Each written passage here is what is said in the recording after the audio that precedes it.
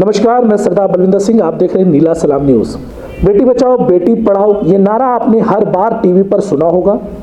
Bharatiya Janata party ने इसी नारे के साथ 2 बार भारत के अंदर सरकार बनाई, लेकिन अब इस नारे का अर्थ कुछ और ही निकल के आ रहा है कि बेटी बचाओ किन लोगों से बचाओ और क्यों महिलाओं को अब डर लगने लगा है भारतीय जनता पार्टी से। ये हम नहीं कह रहे, ये सरकारी आंकड़े कह रहे हैं और कुछ ऐसी बड़ी घटनाएं कह रही हैं जो साबित करती है कि कहीं ना कहीं इस नारे का कुछ और ही अर्थ बताया गया था और निकल कुछ और ही रहा है।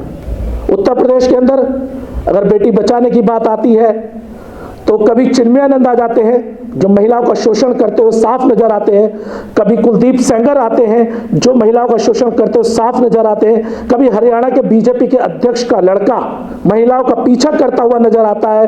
चाहे मध्य प्रदेश हो चाहे गुजरात हो, एक के बाद एक घटनाएं देश भर में सामने आती रही जहां पे महिलाओं के उत्पीड़न की बात सामने आती रही और डर लगने लगा वहां की महिलाओं को कि अब उन्हें कोई अगर किसी से बचना चाहिए तो वो बीजेपी के नेताओं से ही बचना चाहिए।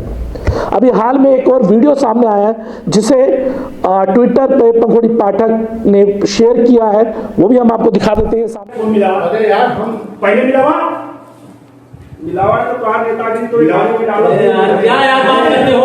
पहले याद है सुनिए पाकिस्तान करते बाद राज्य को ऐसे क्यों बात करते हो? हमसे बात करने दो यार।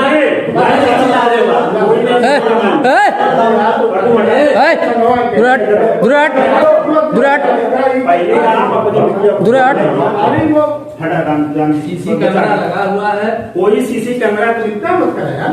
नहीं चिंता क्या है, जब हमारी इज्जत नहीं रहेगी तो आपकी इज्जत कैसे रहेगी? आपकी इज्जत हमारी इज्जत आप नहीं है, आपकी इज्जत नहीं है तो मेरी इज्जत भी नहीं है।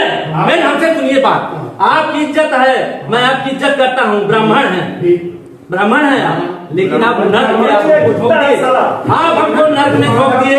नहीं भैया, अरे मेरी बात सुनिए, आप छोड़िए बात मत करिए इनसे, हम बात नहीं करते। कोई लड़की पढ़ने आती है, लड़की पढ़ने आती है, मेरी बिटिया है,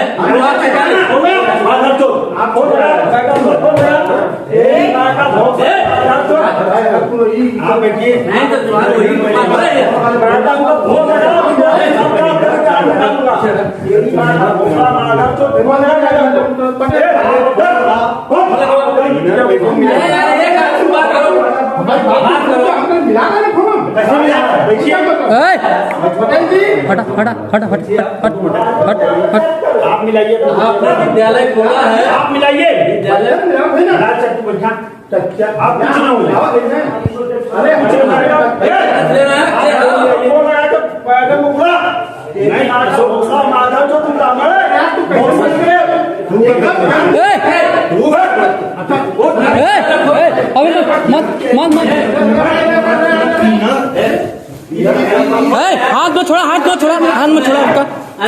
भैया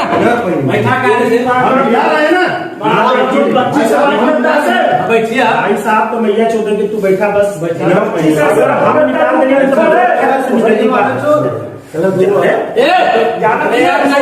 ये सामने आपको दिख रहा होगा।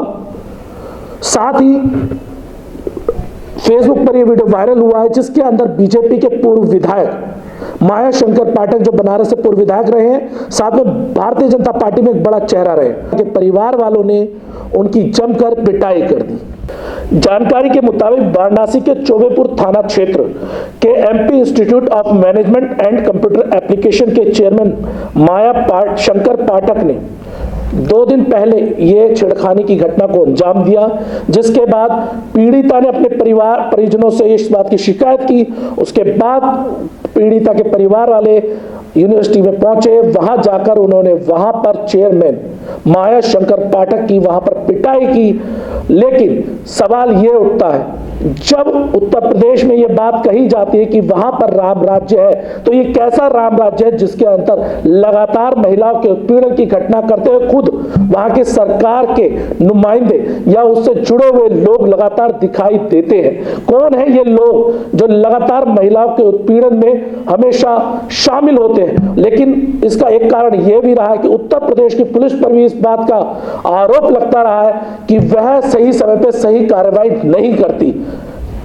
इसी कारण से इनकी हिम्मत इतनी बढ़ जाती है। चाहे आप अगर याद करें, कुलदीप सेंगर का केस हो, कुलदीप सेंगर के ऊपर उत्तर प्रदेश पुलिस ने कोई कार्रवाई नहीं करी और बाद में हाई कोर्ट के आदेश के बाद उनके ऊपर कार्रवाई की गई।